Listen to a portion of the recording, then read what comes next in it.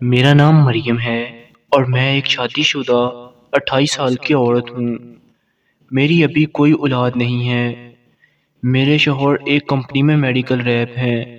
وہ مہینے میں کچھ دن ہی گھر رہتے، کبھی اس شہر کبھی اس شہر، وہ آتے جاتے رہتے۔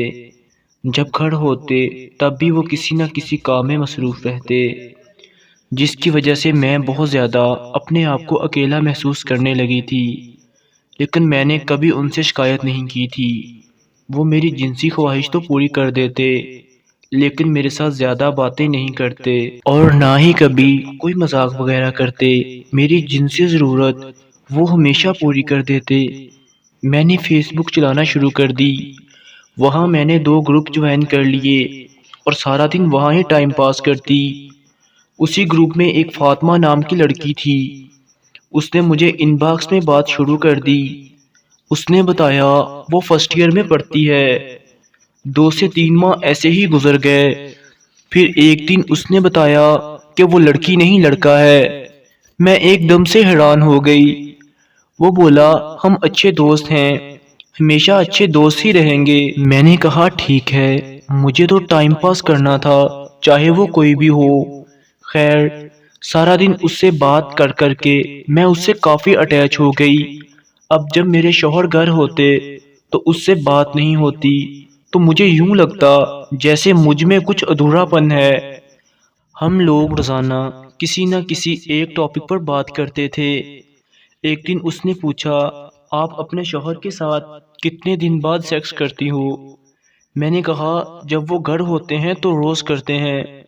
اس نے پوچھا وہ کتنے منٹ کرتے ہیں، کیسے کرتے ہیں، یہ وہ؟ بولا میں نے تو آج تک کبھی کسی کو دیکھا ہی نہیں، لڑکیاں کیسی دکھتی ہیں؟ میں نے کہا اچھی بات ہے، جب شادی کرو گے تو دیکھ لینا یہ سب۔ وہ بولا یہ تو ہے۔ باتوں باتوں میں وہ بولا آپ کا فگر بہت پیارا ہے، بہت مست دکھتی ہو آپ۔ میں نے کہا شکریہ۔ اب وہ میری تعریفوں کے پل باندھ دیتا جو مجھے بہت اچھا لگتا۔ خیر، رات کو بات کرتے کرتے وہ بولا مجھے آپ کو دیکھنا ہے۔ میں نے کہا کیا مطلب؟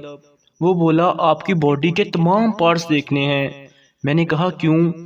وہ بولا پیاری چیزیں دیکھنی چاہیے اس لیے۔ میں نے کہا نہیں، میں ایسا نہیں کر سکتی۔ اس نے میری بہت منتیں کیں، ہر طرح سے مجھے منانے کی کوشش کی۔ میں نہیں مانی تو اس نے کہا ویڈیو کال پر صرف 2 منٹ کے لیے دکھا دو۔ میں نے کہا نہیں، میں ایسا کچھ بھی نہیں کر سکتی۔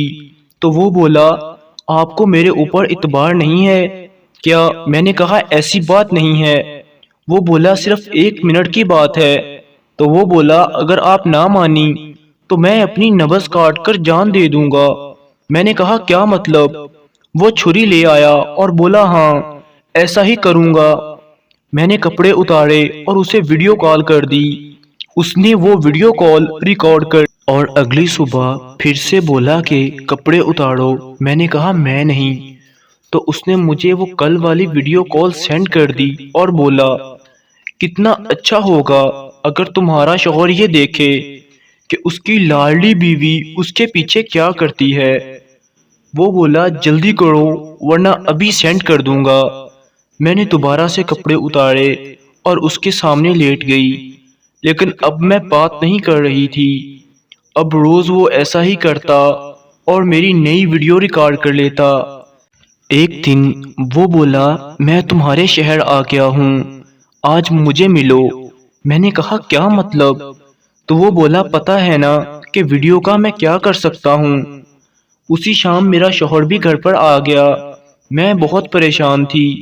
ان کے بار بار پوچھنے پر میں نے انہیں سب بتا دیا اور کہا اس میں صرف میرا قصور ہی نہیں بلکہ آپ کا بھی ہے، میں تو صرف اپنا وقت گزارنا چاہتی تھی۔ خیر، میرے شوہر نے کہا اسے بلا لو۔ میں نے ویسا ہی کیا۔ وہ لڑکا تو کچھ ہی منٹوں میں گھر پہنچ گیا۔ میرے شوہر روم میں لائٹ بند کر کے بیٹھے تھے۔ جیسے ہی وہ گھر میں داخل ہوا ہم نے کنڈی لگا کر پولیس کو فون کر دیا کہ چور ہے، اور اسے میرے شوہر نے پولیس کو پکڑوانے سے ڈرا کر اس سے ویڈیوز ڈیلیٹ کروا دیں۔ میرے شوہر نے مجھے کبھی اس بات پر کوئی بھی بات نہیں کی، لیکن میں ہمیشہ شرمندہ ہوتی رہتی ہوں کہ وہ میرے لیے جگہ جگہ خوار ہوتے ہیں، اور میں نے کیا کیا؟ کاش میں اس کے ساتھ ٹائم پاس کرنے کی جگہ نماز اور قرآن کو ٹائم دیتی تو سب کتنا اچھا اور بہتر ہوتا۔